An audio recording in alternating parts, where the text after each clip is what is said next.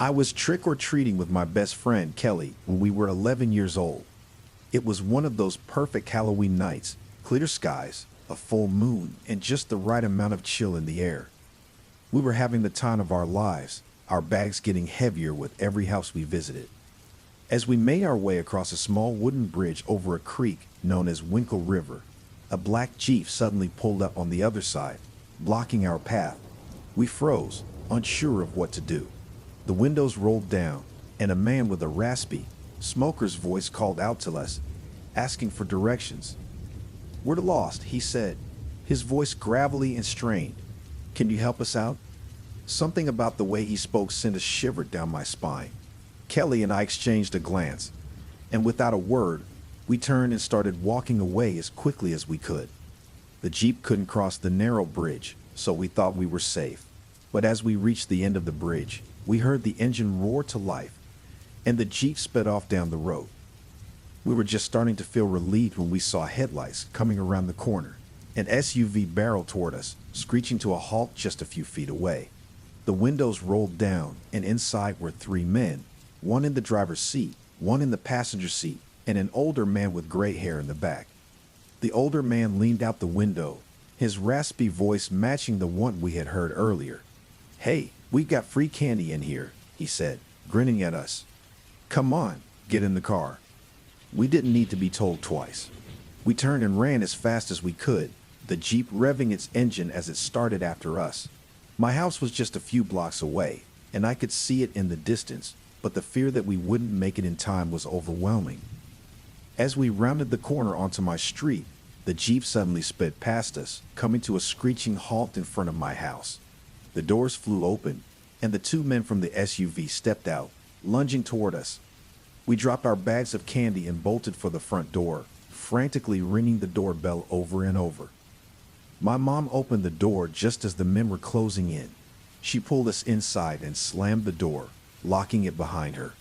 The men backed off, getting into the Jeep and speeding away as my mom called the police. I was shaking, my heart pounding in my chest, as I tried to explain what had happened.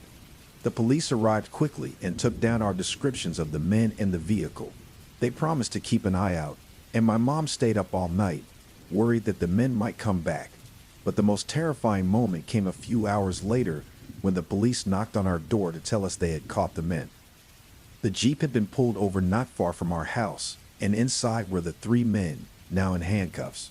My dad went outside to speak with the officers, and when he came back, he told us that the men had been planning to kidnap us. The thought of what could have happened if we hadn't made it to the house in time still haunts me. It was the scariest night of my life, but I'm just glad we got away. This happened on Halloween night a few years ago.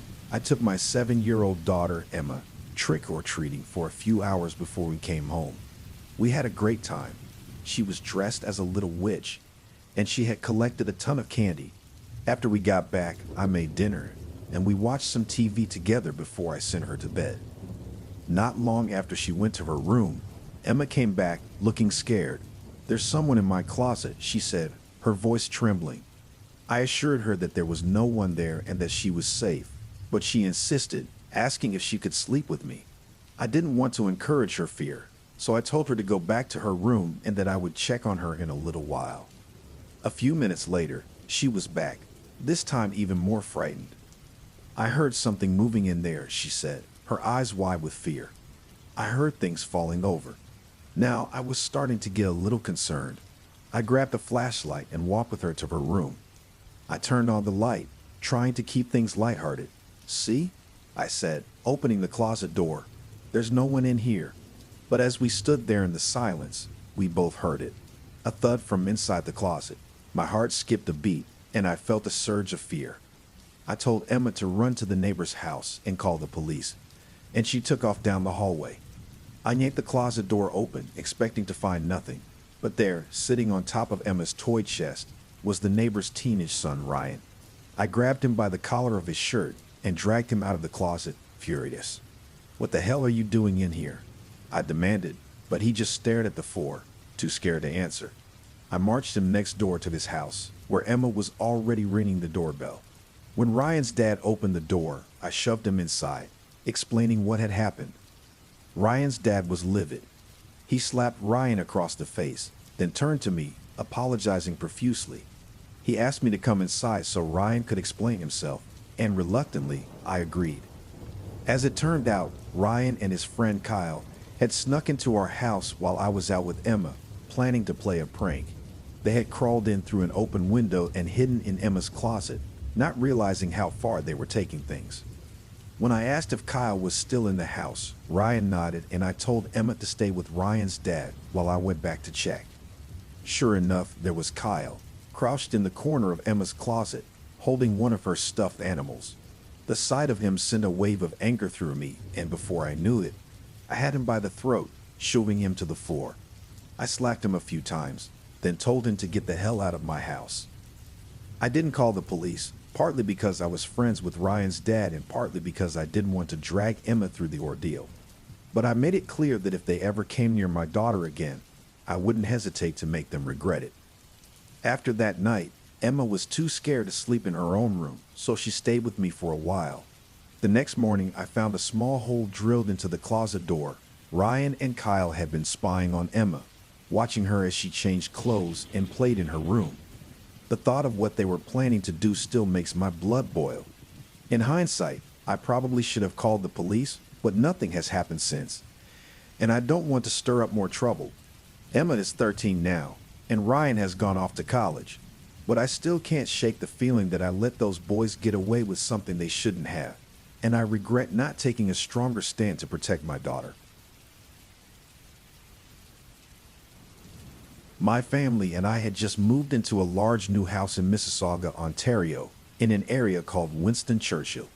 It was Halloween night, and we were busy unpacking our things and settling into our new home. My parents, my 4 sisters, my brother, and I were all exhausted from the move, but we were also excited about starting this new chapter in our lives. It was getting late, around 11:30 p.m., well after the trick-or-treaters had gone home. My mom had just called us to do some chores, and even though we were all tired, we knew we had to get things done. I was finishing up in my room when I heard what sounded like footsteps in the hallway outside my door. At first, I thought it was one of my siblings, so I got up to tell them to stop bothering me. But when I opened the door, there was no one there. The hallway was empty, and the house was eerily quiet. I shrugged it off, thinking maybe I was just hearing things, and went back to my room. A few minutes later, I heard the footsteps again. This time, they were louder, more distinct, as if someone was walking right outside my door. I jumped out of bed and rushed downstairs, where my parents and siblings were still working. "Did any of you just go upstairs?" I asked, my voice trembling slightly. They all looked at me, confused, and shook their heads. No one had been upstairs, and now I was starting to feel a little freaked out. I tried to convince myself that it was just my imagination, that I was tired and hearing things that weren't there. But when I went back to my room, the temperature had dropped significantly. It was freezing, and I had to put on a sweater just to stay warm. I lay in bed, staring at the ceiling, trying to shake the uneasy feeling that had settled over me. But then, just as I was starting to drift off to sleep, I heard it again, a loud banging sound coming from my parents' bedroom down the hall. I sat up, my heart pounding. The sound was rhythmic, almost like someone was pounding on the wall. At first, I thought it might be one of my siblings, maybe too scared to go to the bathroom alone. But as the banging grew louder, I realized that wasn't the case. I got out of bed, hesitating for a moment before deciding to check it out. I slowly made my way down the dark hallway, my footsteps barely making a sound on the carpet. When I reached my parents' bedroom door, the banging suddenly stopped. I stood there, staring at the door, too scared to open it. I was about to turn back when the door to my own bedroom creaked open behind me. I spun around, my heart racing, but I couldn't see anything in the darkness. "Who's there?" I whispered, but there was no answer. The door creaked again, and I saw it, just a shadow at first, but then it moved, slowly, as if it were coming closer. My breath caught in my throat as I watched the figure take shape. It was tall, impossibly tall, and as it drew closer, I realized with a jolt of terror that it was standing right next to my bed. I wanted to scream, but no sound came out. The figure loomed over me, its presence filling the room with a cold, suffocating darkness. And then, in a voice that was low and menacing, it whispered, "Woo." That was all it took. I let out a blood-curdling scream and bolted down the hallway, not stopping until I reached my parents' room. I threw the door open and flicked on the light, my heart racing as I looked around. But there was nothing there. No figure, no shadow, nothing. My parents rushed to my side, asking what was wrong. I told them everything: the footsteps, the banging, the figure standing by my bed. But they just looked at me, confused and concerned. They hadn't heard anything, and neither had my siblings. They tried to reassure me, saying it was probably just my imagination, that I was tired from the move and my mind was playing tricks on me. But I knew what I saw. I knew it was real. To this day, I can't explain what happened that night. My family eventually stopped talking about it, brushing it off as a weird coincidence or a case of an overactive imagination. But I know the truth. I know that something was in that house with us that night, something that I'll never forget. It was a few years ago on Halloween night. My friends and I were all 20 years old. Right at that age where going to haunted house attractions was one of the best things to do on Halloween. We had heard about a place called Terror Manor, a haunted house attraction that had gained a reputation for being one of the scariest in the area. It was only open for 4 years, and this was its final year of operation. The attraction was unique. It wasn't your typical guided tour. Instead, it was a group exploration through a maze where the only way out was to find a key hidden somewhere in the basement. Once you found the key, you had to use it to unlock the exit door. It sounded like a blast, so we decided to give it a try. The first room we entered was a living room, complete with a giant open coffin in the center and convincing spider webs covering every corner. The furniture looked antique and dusty, and the floorboards creaked with every step. Bloodstains were splattered across the floor, adding to the eerie atmosphere. We could tell right away that this haunted house was going to be intense. As we moved to the next room, the dining room, things got even creepier. The rooms that followed were dimly lit by lanterns mounted on the walls, casting long shadows that seemed to move with us. Actors in horrifyingly realistic costumes jumped out at us from behind corners and doors, and even though we knew they were coming, they still managed to scare us every time. The maze was designed to be confusing, with fake doors and dead ends that made it difficult to find our way. We spent what felt like hours wandering through the house, trying to find the door that led to the basement. When we finally did, I felt a knot of anxiety form in my stomach. The basement was pitch black, and the idea of going down there was unnerving, but we had no choice. We descended the creaky wooden stairs, each step echoing loudly in the silence. The darkness was so thick that it felt like it was closing in on us, and we had to feel our way along the walls to avoid bumping into each other. Suddenly, I bumped into someone, and I immediately apologized, thinking it was one of my friends. But when I asked who it was, no one answered. Instead, a hand reached out and placed itself on my shoulder. I felt a chill run down my spine, and I took off running, screaming and laughing at the same time. There was something about the darkness, the unknown, that made the situation both terrifying and exhilarating. We stumbled around in the pitch black, trying to find the key that would lead us out. Eventually, one of my friends found it on a desk in the corner of the room, and we all bolted back upstairs, eager to escape the suffocating darkness. When we reached the exit door, we dropped the key into a small bin, just as instructed. There was a sign that read, "Drop keys here, please." We laughed, relieved to be back in the light, and started walking away from the attraction, joking about how scared we had been. But as we walked further away, we noticed something strange.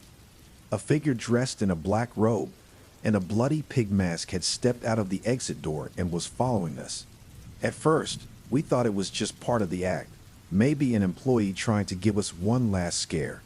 But as we continued walking, the figure kept pace with us, always staying just a few steps behind. We started to get uneasy, wondering if this was really part of the attraction or if something more sinister was going on. We decided to test it. As a joke, we started running, and to our surprise, the figure ran too. We stopped, and so did he. We stood still, and he mirrored our movements. What started as a funny game quickly turned into something much more unsettling. As we got closer to my friend Ethan's house, we began to discuss whether we should lead the figure there. We didn't want to give away where Ethan lived, but the figure had been following us for 5 blocks now, and we were starting to get seriously worried. When we reached Ethan's house, he told us that the front door was broken, so we had to go around to the back. We waved at the figure, trying to play it cool, and made our way to the backyard, shutting the gate behind us, but the figure didn't stop. He opened the gate and started walking toward us, this time much faster. Ethan yelled for his dad, telling him to get his gun. That seemed to get the figure's attention. He slowed down, turning his head to face Ethan. Just then, Ethan's dad burst out of the back door, a pistol in hand, and aimed it at the figure. "Get out of here, or I'll shoot," Ethan's dad shouted, his voice filled with anger. The figure raised his hands and backed away, his voice trembling as he pleaded, "Don't shoot. I'm only 27. Ethan's dad kept the gun trained on him until he was out of sight. We were all shaken, but relieved that the situation had ended without anyone getting hurt. But as we sat down to catch our breath, I couldn't shake the feeling that something was off. We contacted the haunted house attraction the next day to report what had happened, but when we described the figure in the pig mask, they informed us that they had no employee dressed like that.